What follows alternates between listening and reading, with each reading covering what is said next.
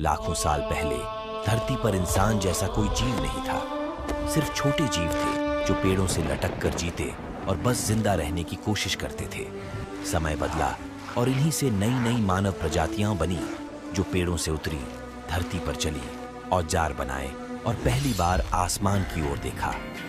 लेकिन सवाल अब भी वही है, इन प्रजातियों में आगे कौन बढ़ा? किसने जानवरों, मौसम और भूख को हराया? और आखिर कौन बचा जो आगे चलकर आज के 7 अरब इंसान बना? इसलिए वीडियो को अंत तक देखिएगा। और अगर आप ऐसी रोचक और रिसर्च की हुई डॉक्यूमेंट्री पसंद करते हैं तो चैनल को सब्सक्राइब जरूर करिए, क्योंकि ऐसी डॉक्यूमेंट्री बनाने में हमें घंटों मेहनत और रिसर्च करनी पड़ती है। हमारी कहानी शुरुआत होती है लगभग 7 मिलियन वर्ष पहले। यह वह युग है जब धरती ने रूप बदला और उसके साथ जीवन ने भी। अफ्रीका का यह इलाका भाप से भरे जंगलों से सूखे और बंजर मैदानों में बदल रहा था। नदियां सिकुड़ रही थीं, पेड़ों की जड़ें कमजोर हो रही थीं और हवा में धूल और राख का स्वाद घुल गया था। यहाँ अब रहने वाले जीवों को नया रास्ता चुनना था या समाप्त होना था। इन्हीं पेड़ों पर रहते थे साहेलैंथ्रोपस चाडेंसिस, जो बंदर नहीं थे और मानव भी नहीं, यानी हमारे प्राइमेट्स की शुरुआती अवस्था थी। उनके हाथ अब पेड़ों को थामने से ज्यादा चीजें पकड़ने लगे थे। उनकी रीढ़ कुछ सीधी थी और गर्दन ऐसी कि सिर ऊपर नहीं जो आगे देख सके। ये छोटा बदलाव था, लेकिन विकास की दिशा बदलने वाला क्षण। इन्हीं पेड़ों की ऊंचाइयों पर एक छोटा समूह रह रहा है, चा साहेलैंथ्रोपस ग्रुप। आरू, जो सबसे तेज और सबसे साहसी है। लिया, उसकी साथी, जिसके हाथों में है उनका शिशु ओना। यही उनका संसार है। वे पेड़ों से फल तोड़ते हैं, छाल से पानी पीते हैं और शाखाओं के सहारे सो जाते हैं। नीचे धरती है, लेकिन उनके लिए वह एक डर है, एक अज्ञात दुनिया। लेकिन अब वह दुनिया बदल रही है। जिन पेड़ों ने उन्हें पनाह दी थी, उनकी शाखाएं सूखने लगी हैं। फल पहले जैसे नहीं रहे, पत्तियां कड़क हो गई हैं। आर्यू ऊपर ऊपर कूदकर हर दिशा में देखता है, पर उसे चारों ओर बस सूखा ही सूखा दिखता है। हवा अलग चलने लगी है और यह बदलाव आरू के दिल में कहीं गहरा डर छोड़ रहा है। पेड़ की सबसे ऊंची शाखा पर बैठा आरू आज फिर नीचे झांक रहा है। वहां घास की धीमी धीमी हरकत है, मिट्टी की एक गंध है और कहीं दूर कोई आवाज जो पेड़ों तक कभी नहीं पहुंचती थी। एलिया उसे संकेतों द्वारा रोकती है, नीचे मत जाओ, क्योंकि उस वक्त भाषा की कोई नामो निशान था। पर आरू जानता है, पेड़ों पर अब सुरक्षित रहना भी आसान नहीं रहा। ओना भूख से रो रहा है। लिया उसकी पीठ थपथपाती है, लेकिन मां का दिल जानता है, पेड़ों पर अब खाने लायक कुछ नहीं बचा। आरू लिया को देखता है, फिर ओना को, और पहली बार उसे लगता है कि नीचे उतरना शायद खतरा नहीं, एक जरूरत है। आरू धीरे धीरे शाखा से नीचे आता है। उसका दिल तेज धड़क रहा है। हर कदम के बाद वह रुकता है, क्योंकि नीचे की दुनिया उसके लिए नई है। लिया शाखा पकड़कर उसे देख रही है। उसके चेहरे पर डर भी है और भरोसा भी। और जब आरू का पैर पहली बार मिट्टी को छूता है, वह हल्का सा कांप जाता है। मिट्टी ठंडी है। इसके बाद लिया अब और रुक नहीं सकी। वह बच्चे ओना को गोद में लिए नीचे आई। तीनों पहली बार धरती पर साथ खड़े थे। यह पहली बार है कि यह परिवार पेड़ों के नीचे खड़ा है, खुले आकाश के नीचे, धरती के ऊपर। आरू अब धीरे धीरे खड़ा हो रहा है। पेड़ों में टेढ़ी रीढ़ रखने वाला आरू यहां अपनी पीठ सीधी करता है। उसके हाथ अब सहारा नहीं पकड़ रहे, वे हवा में खाली हैं। वह पहली बार चारों दिशाओं में 360 डिग्री में देख पा रहा है। यह नया एहसास है, जैसे दुनिया अचानक बड़ी हो गई हो। शाम का सूरज ढल रहा है।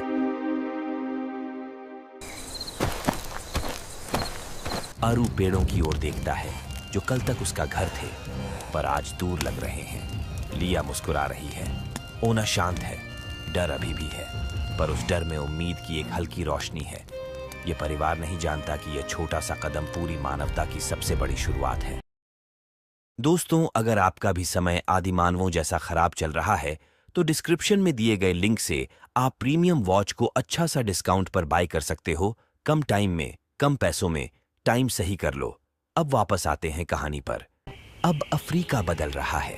जहां कभी घने पेड़ थे, अब वहां लंबे लंबे घास के मैदान फैल रहे हैं। इस बदलती धरती पर एक नई प्रजाति उभर रही है, ऑस्ट्रालोपिथेकस अफारेंसिस, जिसे वैज्ञानिक आज लूसी भी कहते हैं। यही वे जीव हैं जो पेड़ों से उतरकर पहली बार लगातार 2 पैरों पर चलना सीख रहे हैं। आरू और लिया का समय अब इतिहास बन चुका है। कई पीढ़ियां बीत चुकी हैं। उनकी संतानों से जन्मी है एक नई टोली, आफा ऑस्ट्रालोपिथेकस टोली। लगभग 20 सदस्य, पुरुष, महिलाएं, छोटे बच्चे। इन सब का जीवन अब पेड़ों और धरती दोनों के बीच बंट चुका है। इन्हें जमीन पर चलने की आदत पड़ने लगी है। पेड़ों पर अब फल कम है, शाखाएं सूखी हैं, पानी दूर मिलता है। आफा टोली के पास एक ही विकल्प बचता है, ज्यादा समय धरती पर बिताओ। इसी बदलाव का प्रमाण आज वैज्ञानिकों को इथियोपिया की डिकिका साइट पर मिलता है, जहां एफरेंसिस के पैरों के निशान बताते हैं कि वे सच में सीधा चल सकते थे। धरती पर उतरकर एफा टोली एक नई दुनिया देखती है। चलना आसान नहीं है, पैर थकते हैं, शरीर डगमगाता है, लेकिन धीरे धीरे बदलाव शुरू होता है। जब वे 2 पैरों पर खड़े होते हैं, उनके हाथ मुक्त हो जाते हैं। अब बच्चे मां की उंगली पकड़कर चलते हैं। पुरुष दूर तक देखने लगते हैं। महिलाएं फल, पत्थर और शाखाएं उठा सकती हैं। यही है बीपेडलिज्म, 2 पैरों पर चलने की कला। यह कला अब जन्म ले रही है। सुबह की रोशनी फैलती है। आफा टोली मैदानों में आगे बढ़ती है। एक मां अपनी छोटी बच्ची लीरी का हाथ पकड़े है। लीरी अपनी मां की नकल करती है, छोटे डगमगाते कदमों से 2 पैरों पर चलने की कोशिश। नेता सुमा झुंड को आगे ले जा रहा है। यह प्रजातियां जानता है कि संगठित रहने से ही अपनी अस्तित्व बचाया जा सकता है। कभी कोई गिरता है, कभी घास में छिपा पत्थर पैर को चोट देता है, पर हर गिरावट के बाद वे थोड़ा और सीधा उठते हैं। पेड़ों की दुनिया उनकी यादों में है। वहीं खेलते थे, वहीं सोते थे, पर अब पेड़ पीछे छूट रहे हैं। एफा टोली को रात झाड़ियों में बितानी पड़ती है। हवा तेज चलती है, अंधेरे में आवाजें डराती हैं, लेकिन हर सदस्य जानता है जीना है तो बदलना पड़ेगा। चलने से सिर्फ पैर नहीं बदलते, दिमाग भी बदलने लगता है। आफा टोली अब दूर तक देखती है। शिकारी कहाँ है, पानी कहाँ मिलेगा, किस दिशा में जाया जाए, ये फैसले लेने लगती है। यही फैसले दिमाग को जटिल सोच सिखाते हैं। इसी कारण अफ्रेंसिस का मस्तिष्क 450 सीसी तक पहुंच गया था।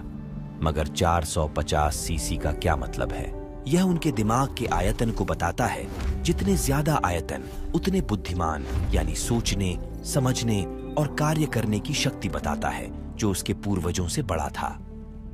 एक शाम छोटी लिरी जमीन से एक पत्थर उठाती है। वह पत्थर अपनी मां को देती है। मां उस पत्थर से सूखी शाखा तोड़ती है। ये छोटी सी हरकत आने वाले लाखों वर्षों की शुरुआत है। औजार बनाने की क्षमता, पेड़ों से शुरू हुई कहानी अब मैदानों पर चल रही है। वे न पूरी तरह जानवर हैं, न हम जैसे इंसान, पर उनके भीतर एक चीज है जो उन्हें बाकी सबसे अलग बनाती है, बदलने की हिम्मत। यही हिम्मत विकास कहलाती है। लेकिन सवाल अभी बाकी है। जब भूख बढ़ेगी, जब रातें और खतरनाक होंगी, तो आफा टोली अगला कदम क्या उठाएगा? क्या वे आग खोजेंगे? क्या वे पत्थर को औजार में बदल पाएंगे? और सबसे जरूरी, क्या सुमा अपने बच्चे कीरो को एक सुरक्षित दुनिया दे सकेगा? अब हमारी कहानी पहुंचती है आज से 24 लाख साल पहले।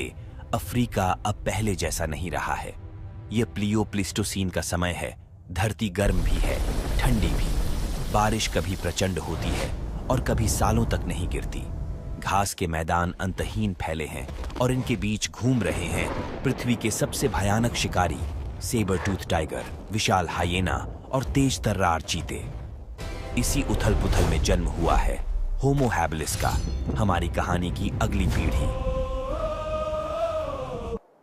एफा टोली की वंशावली अब बदल चुकी है। उनका झुंड विकसित होकर अब एक नई जाति बन चुका है, होमो हैबिलिस। वे पहले से ज्यादा सीधा चल सकते हैं, हाथ ज्यादा चतुर है और दिमाग पुरखों से बड़ा। यह नई टोली हानो गैथरर कहलाती है। इसके सरदार हैं जुमा, शांत पर बेहद चतुर। उसकी पत्नी एला, मजबूत और बच्चों को अच्छी से पालन करने वाली। उनका 4 साल का बेटा केओए दुनिया को सीख रहा है, चलना, बोलना और डरना भी। और उनके साथ है 70 वर्ष का बूढ़ा MA का, जिसकी यादें इस समूह की सबसे बड़ी किताब है। हनो-गैथरर का सबसे बड़ा दुश्मन कोई जानवर नहीं, बल्कि भूख है। जंगल घट रहे हैं, फल और पत्ते पहले जैसे नहीं मिलते। कभी कभी पूरा झुंड 2-2 दिन बिना कुछ खाए चलना पड़ता है। भूख एक शिक्षक है, और इसी भूख ने होमो हैबिलिस को सोचने पर मजबूर किया। एक दिन ज़ूमा और नारू, जो हनो-गैथरर के एक मेंबर है और उनके साथ इस समूह के उम्रदर बूढ़े भी हैं, एक मरे हुए जानवर के पास पहुंचते हैं। गिद्ध उस पर मंडरा रहे हैं। नारू उत्सुक होकर एक पत्थर उठाता है। वह जानवर की हड्डी पर मारता है। हड्डी दरकती है, अंदर से रस और मांस बाहर आता है। यह पहली बार है जब उसने ऐसे तरीका इजाद किया जो उनके भूख मिटाने में बड़ा कारगर साबित हुआ। जब भोजन की नसीब ना होता तो ऐसे ही मरे हुए जानवरों के मांस खाया जाता था। एइला चौंकती है, पर ज़ूमा की आंखों में चमक है। यही वह क्षण है जब पत्थर से भोजन खोजने की तरीका समझ आया। लेकिन मैदानों में शिकारी हर तरफ है। सेबर टूथ टाइगर, विशाल हाइएना और रात में घूमने वाले राक्षसी जानवर। अकेला होमो हैबिलिस उनका मुकाबला नहीं कर सकता। इसलिए ज़ूमा एक नई कला विकसित करता है। झुंड में चलना, एक दूसरे को इशारे देना, पेड़ों के नीचे छोटे समूह बनाना। नारू की आंखें सरदार सूमा पर टिकी रहती हैं। वह जानना चाहता है कि डर में भी कैसे जीना है। वैज्ञानिक बताते हैं कि होमो हैबिलिस पहले जीवों में से थे जिन्होंने कोऑपरेटिव लिविंग अपनाया, यानी समूह में रहकर खतरे को हराना। ना सूमा ने संकेत बनाए। चिल्लाना मतलब खतरा, छोटे कर्कश स्वर मतलब मरा हुआ जानवर, धीमी आवाज मतलब पानी। सरदार की पत्नी एला बच्चों को अपने पास लेकर चलती है और केओए हर चीज में सीखता है। जब होमो हैबिलिस पत्थर तोड़ते हैं, रास्ते चुनते हैं, समूह का नेतृत्व करते हैं, उनका दिमाग तेजी से बढ़ता है। पुराने ऑस्ट्रालोपिथेकस का दिमाग 450 सीसी था। होमो हैबिलिस का 600 से 700 सीसी तक पहुंच चुका है, यानी दिमाग 40% बढ़ा और सोचने की क्षमता कहीं अधिक। ज़ूमा केओए को सिखाता है कैसे पत्थर तोड़ना है, कौन सा पत्थर मांस निकालता है, किस जगह शिकारी नहीं आता। एक रात हाइएना हमला करते हैं। पूरा झुंड चीख कर पेड़ों की ओर भागता है। एला कुआ को छाती से चिपटाती है। ज़ूमा पीछे खड़ा है, पत्थर उठाया हुआ, चेहरा डर से कांपता है, लेकिन कदम 1 इंच पीछे नहीं जाता। हाइएना हट जाती है। इस पूरे युग में होमो हैबिलिस ने 3 बड़ी चीजें सीख ली हैं: स्टोन, समूह, सोचना। ये तीनों मिलकर मानवता की अगली छलांग तैयार कर चुके हैं। केओए पत्थर हाथ में लेकर बैठा है। वह उसे तोड़ रहा है, धीरे, ध्यान से। उसकी आंखों में चमक है। वह कुछ खोज रहा है, कुछ बनने वाला है। लेकिन उन्हें अभी पता नहीं, पत्थर केवल पहला औजार है। आगे एक ऐसी शक्ति उनका इंतजार कर रही है जो रात को दिन बना देगी, जो अंधेरों को मिटा देगी और इंसान को धरती का स्वामी बना देगी। आग ये कैसे आई? किसने इसे पहली बार पकड़ा? और उसके बाद क्या बदला? अब हम समय की उस तहरीज पर पहुंच चुके हैं जब लगभग 19 लाख साल पहले धरती फिर बदल रही है। अफ्रीका की गर्म हवाएं तेज हो चुकी हैं, जंगल पीछे हट रहे हैं और बीच बीच में फैले हुए विशाल घास के मैदान अब जीवन का नया मंच बन चुके हैं। इन्हीं मैदानों में उभरती है एक नई प्रजाति, होमो इरेक्टस। पहले से लंबी, तेज और सीधी चाल वाली। ये सिर्फ चलने वाले नहीं, बल्कि सोचने वाले जीव हैं। पूर्वी अफ्रीका के इन मैदानों में एक छोटा सा समूह रह रहा है, जिसमें 15 से ज्यादा सदस्य हैं। कोई बूढ़ा है जो मौसम पहचान लेता है, कुछ नौजवान हैं जो तेज दौड़ते हैं, कुछ महिलाएं हैं जो बच्चों को संभालती हैं और कुछ छोटे बच्चे हैं जो हर चीज को उत्सुकता से देखते हैं। यह समूह ही उनका परिवार है, एक साथ चलना, एक साथ लड़ना और एक साथ जीना। मौसम अब पहले जैसा नहीं रहा। कभी गर्मी इतनी कि हवा भी झुलस जाए, कभी अचानक ठंडी लहरें। पानी मिलना कठिन है। यह समूह रोज 20 से 30 किलोमीटर चल रहा है, सिर्फ एक तालाब की तलाश में। बच्चे थक गए हैं, बुजुर्ग धीमे हो चुके हैं, पर पूरी टोली रुकती नहीं, क्योंकि रुकने का मतलब है मर जाना। और अंततः तालाब के पास पहुंचकर समूह प्यास को तृप्त किया। दूसरी चुनौती, शिकारी। मैदानों में घूम रहे हैं प्राचीन शेर, चीते, विशाल हाइएना और सबसे खतरनाक सेबर टूथ कैट्स। ये समूह जानता है कि रात उनका समय है, इसलिए सभी लोग एक गोले में बैठते हैं, बच्चे बीच में और जवान चारों तरफ। हवा में डर है, लेकिन एकता उतनी ही मजबूत है। भोजन अब पेड़ों पर नहीं मिलता। मैदानों में केवल कड़े बीज, सूखी जड़ें या कहीं दूर मरा हुआ जानवर। इसी संघर्ष ने इस समूह के हाथों में एक नई शक्ति दी, पत्थर के औजार। वे पत्थरों को आपस में मारकर तेज धार वाले टुकड़े बनाते हैं। इन्हें वैज्ञानिक ऑल्डोवान टूल्स कहते हैं। ये तेज हैं, हल्के हैं और भूख के खिलाफ उनकी पहली जीत है। तंजानिया की ऑल्डोवे गैज साइट इन औजारों का असली सबूत है। यह दिखाता है होमो इरेक्टस केवल जीवित नहीं रहा, बल्कि समझदार भी हुआ। एक शाम अचानक हवा गर्म हो जाती है, दूर जंगल में बिजली गिरती है और आग की लपटें उठने लगती हैं। बैठे समूह घबरा जाता है। उन्होंने ऐसा दृश्य कभी नहीं देखा था। हवा में धुआं, पत्तों की गंध और आग की सुनहरी रोशनी। वे दूर से खड़े होकर देखते हैं और सोचते कि क्या यह देवताओं के प्रकोप के परिणाम है। डरते भी हैं, पर मोहित भी हैं। सप्ताहों बाद जब वही जगह ठंडी हो जाती है, समूह वहां पहुंचता है। राख में धधकते हुए छोटे छोटे लाल अंगारे मिलते हैं। समूह सावधानी से उन्हें इकट्ठा करता है। वे सूखी घास डालते हैं और हवा से उसे फूंकते हैं।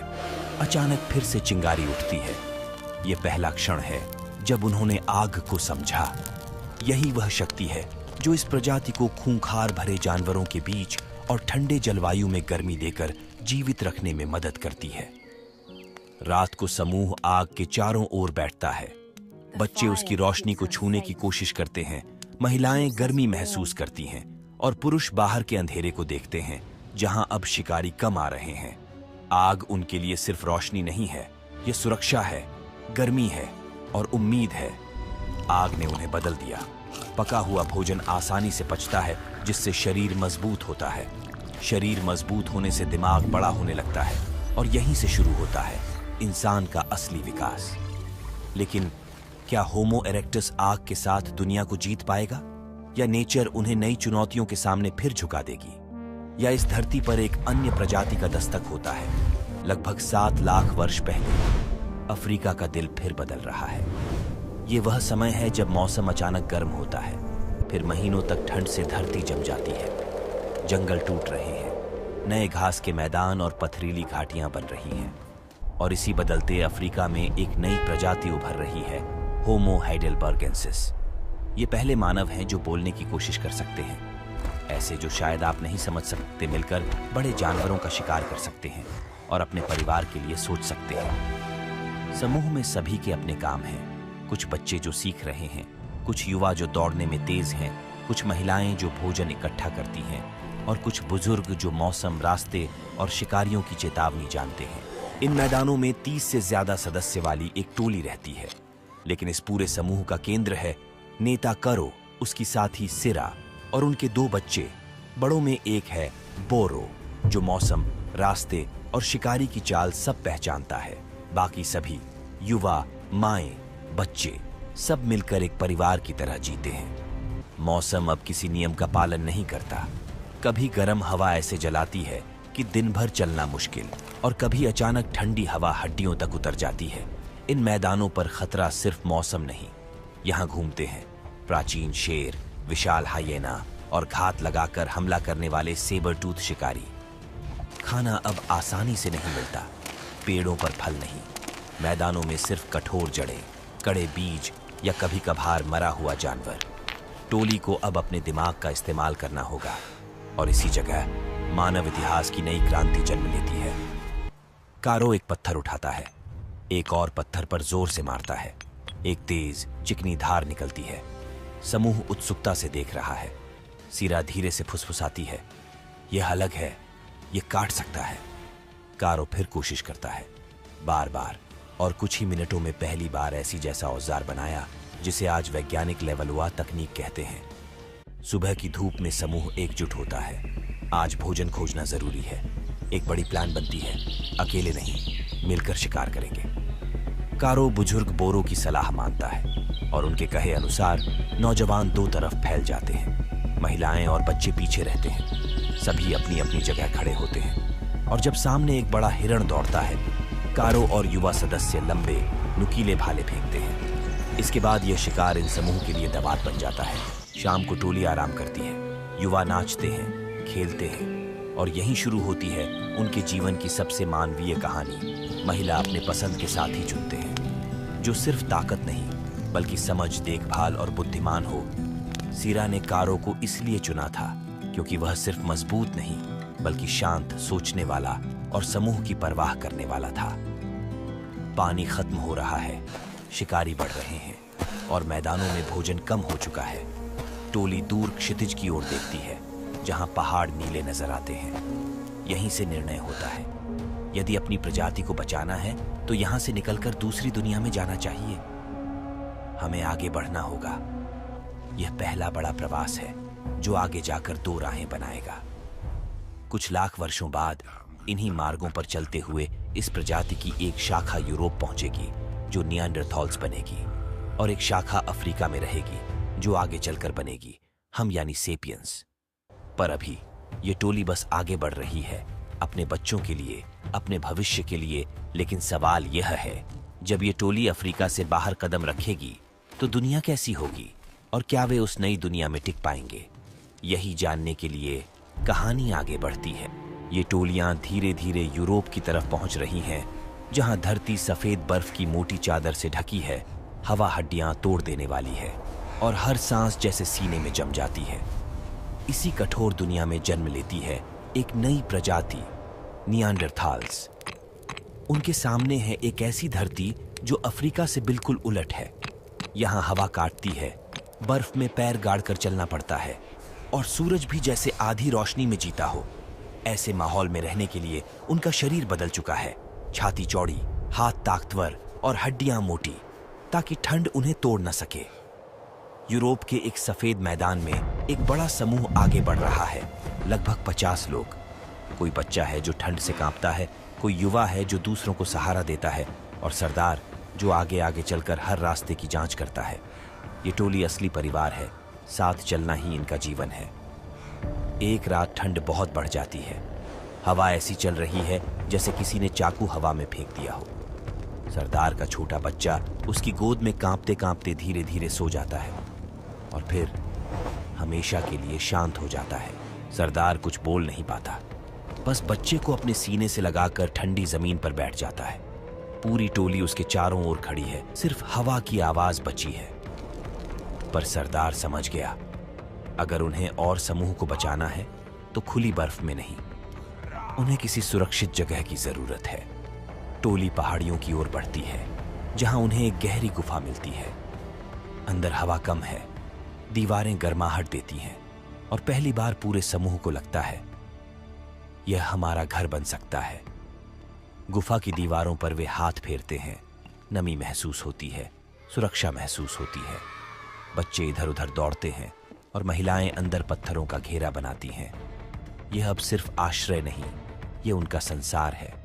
यहाँ रात को समूह बैठता है, आग जलाई जाती है और बुजुर्ग पुरानी कहानियां सुनाते हैं। गुफा के बाहर शांति नहीं है। बर्फ में घूमते हैं भयंकर जानवर, विशाल भेड़िए, गुफा भालू और वे शिकारी जिनकी आंखें अंधेरे में चमकती हैं। टोली जानती है, यदि हम नहीं शिकार करेंगे तो हम खुद शिकार बन जाएंगे। इसलिए हर सुबह कुछ युवा गुफा से बाहर निकलते हैं, ठंडी हवा में, बर्फीली जमीन पर। वे कोई साधारण तरीके से शिकार नहीं करते। वे चुपचाप इशारों से बात करते हैं, बिना आवाज, बिना भाषा। कुछ सदस्य झाड़ियों में छिपते हैं, कुछ बर्फ में बने छोटे गड्ढों में, और कुछ जानवरों को डराकर उधर भगाते हैं जहां बाकी इंतजार कर रहे हैं। फिर एक झटके में बड़े भाले उनकी ओर बढ़ाए जाते हैं। ये रणनीति ही उन्हें जीवित रखती है। शिकार पकड़ लिया जाता है, पर असली बात यह नहीं। असली बात है कि वह कैसे बांटा जाता है। बच्चे, बुजुर्ग, गर्भवती महिलाएं, पहले खाना इन्हें मिलता है। टोली आपस में लड़ती नहीं बल्कि एक दूसरे को संभालती है। यह सिर्फ समूह नहीं, यह सबसे पुराना मानव समाज है।